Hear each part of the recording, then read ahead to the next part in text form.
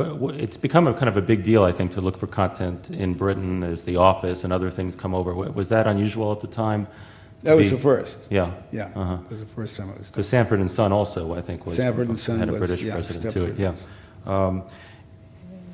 Did you have a sense you were doing something dramatically different in American TV, going more towards the topical humor, or was it not clear to you at that point that this was going to be dramatically fresh? No. It didn't. I read and heard and experienced. Well, after we did the pilot,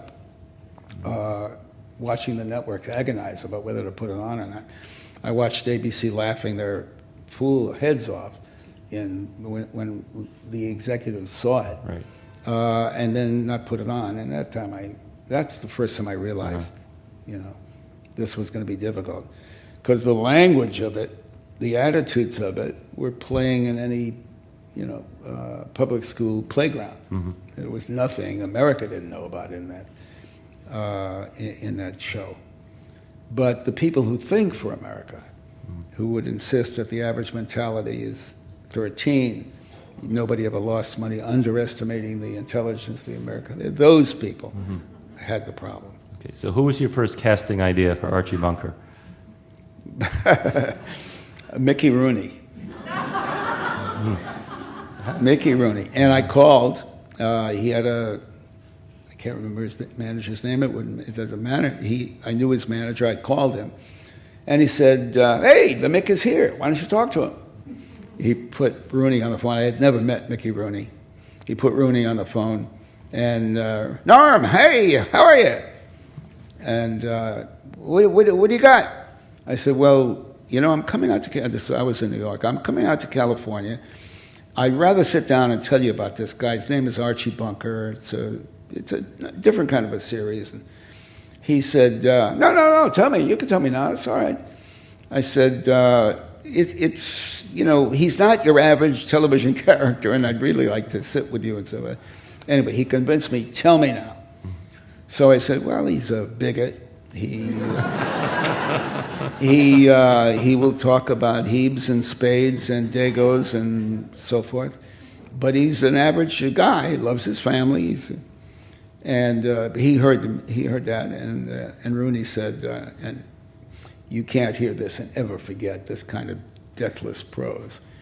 He said, Norm, they're going to shoot you in the streets. They are going to kill you dead. You want to do a show with the Mick? Hear this: detective, Vietnam vet, short, blind, large dog.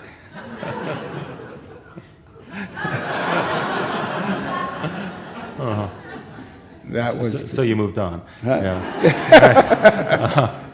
I also heard there was an interesting early choice for Mike, the son-in-law. Do you remember?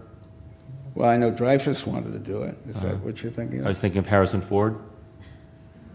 No, not so. true. Okay, not so. Harrison. Somebody wrote that. Somebody wrote that. Not true. Okay. Not true. All right. I loved it. Maybe I made it up. I don't know. So you ended up with 6. Gertrude Berg, but not Harrison. Not Harrison Ford. So you ended up with 6 shows on simultaneously, and I gather you were very, very active in working with the shows. So were you able to juggle 6 shows at once, and was that stressful? Was it exciting? Did you realize this was something really special? It couldn't have been more exciting. Uh-huh. There was a show just about every night, and I stayed with All in the Family 100% of the time. I didn't stay with all of them all the time, only for a couple of years. But All in the Family, Mary Hartman, Maude, the Jeffersons, one day at a time. I mean, Good Times up to a point. And but I don't know. You grow in the soil, and the soil demands another arm, another leg, another ear.